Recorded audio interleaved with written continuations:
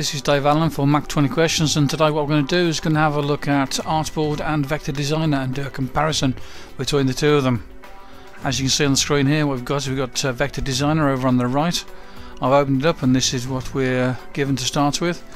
With Artboard, when you open it up, you get this welcome thing there which you can show if you want to when it starts, and then you get the chance to choose from a number of templates. The templates that it gives you, a few sort of silly ones like this which probably not going to use, but you can just use blank standard paper, or there are certain exercises. These ones show you how to do things when you're new to the application, and then there are a few other sort of little bits and pieces there that you can use for certain types of specific sort of graphics.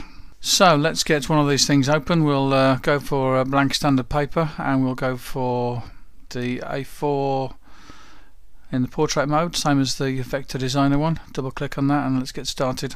This is a trial version I'm working on with at the moment, and anyway, so when the trial version opens up you get this option to buy the full version if you wish, and I don't think it's terribly expensive, so it's something that you might consider having even if you've got Vector Designer, because Vector Designer is quite simple in the way that it works. So we'll just click on OK for this for the moment and just leave it at that. This is our font layout thing here, and it's got some extra bits on here. We'll have a look at that later. Close it for the moment, and we'll just bring that a wee bit smaller too so we can see what's underneath. The standard colour chooser works the same for both, so we'll stick that in the middle. Now straight away in Artboard you can see that there are a whole lot more tools available. We've got our selection tools and our graphics tools, and we've got them in a nice little toolbox there, and we've got a nice wide section there for looking at the layers.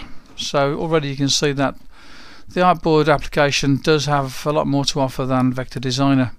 For instance, just putting in things like rectangles, we can easily sort of do things like that. Same sort of thing with the bounding box and the controls and so on.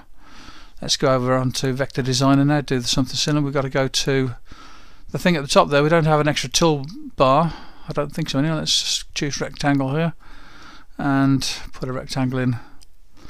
The rectangle on this one comes in naked, it comes in without any sort of fill in there, and you have to sort of get the inspector up to be able to start doing anything with it.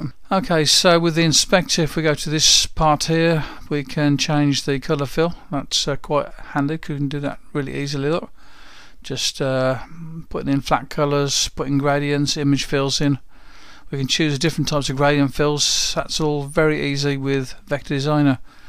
If we want to do the similar sort of thing with this one here, want to put different fills in, then we have to start going to this style inspector here and do some changing here. So for instance with the fill, we have to go to this one here, and then we can choose the colours.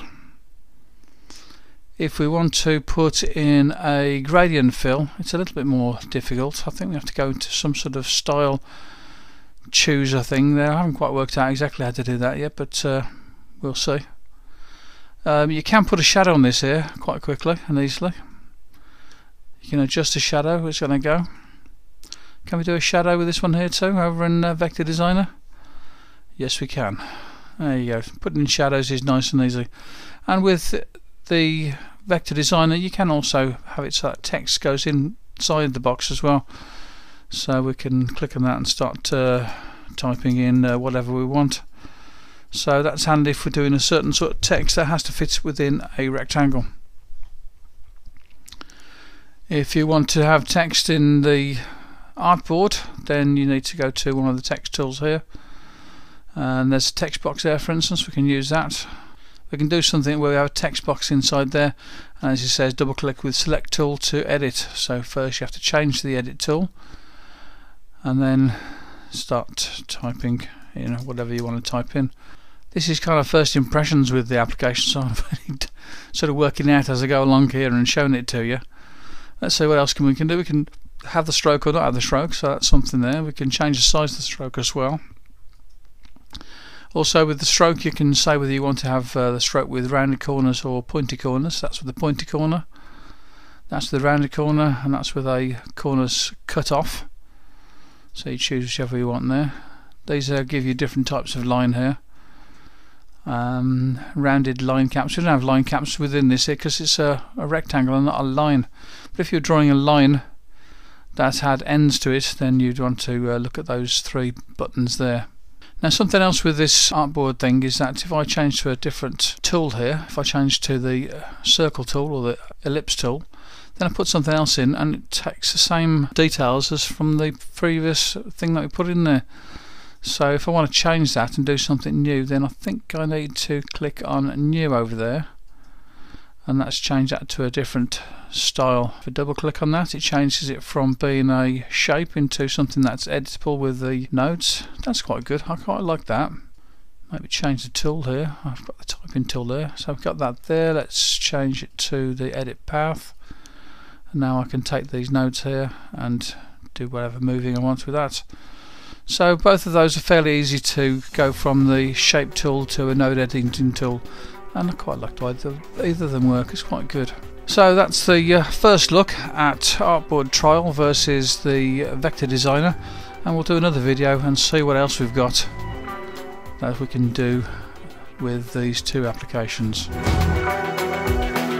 That's all for now for this slapdown between Artboard and Vector Designer. I'm going to do some more videos about this, so why don't you subscribe to the channel and make sure that you don't miss any videos coming up for Mac 20 Questions. Bye bye now.